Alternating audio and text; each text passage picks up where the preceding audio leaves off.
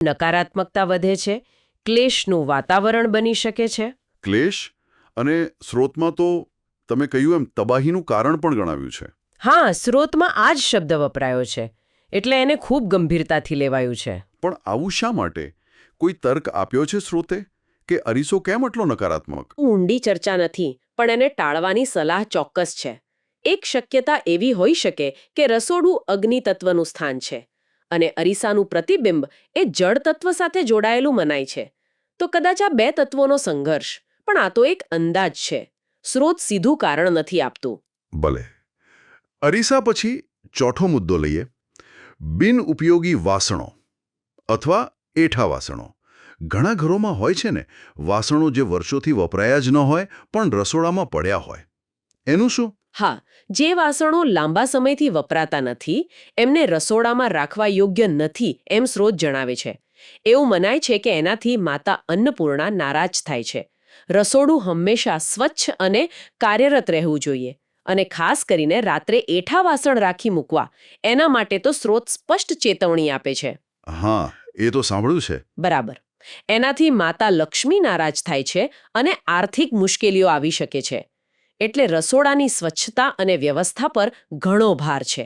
અને હવે છેલ્લો મુદ્દો, જે કદાચ સૌથી વધુ પ્રચલિત છે ઘણા ઘરોમાં.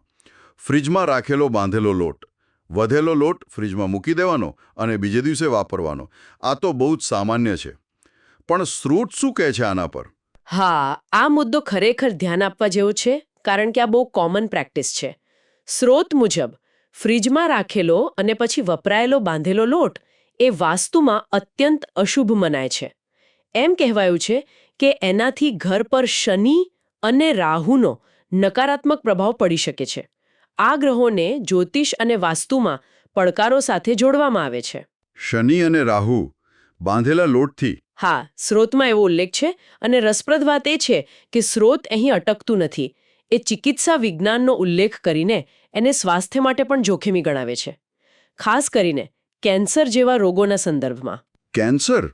આ તો બહુ ગંભીર વાત થઈ. હા, જો કે એ સ્પષ્ટ કરવું રહ્યું કે આ સ્વાસ્થ્ય સંબંધિત જે દાવો છે એ સ્રોતનો પોતાનો છે. એની વૈજ્ઞાનિક પુષ્ટિ એક અલગ વિષય છે, પણ વાસ્તુ અને સ્વાસ્થ્ય બંને દ્રષ્ટિએ સ્રોત આને ટાળવાનું કહે છે.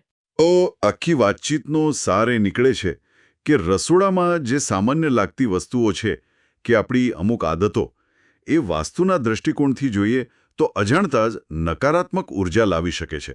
અને સ્રોત મુજબ એની અસર ઘરની આર્થિક સ્થિતિ પર, પરિવારના સ્વાસ્થ્ય પર અને ઘરની શાંતિ પર પણ પડી શકે છે.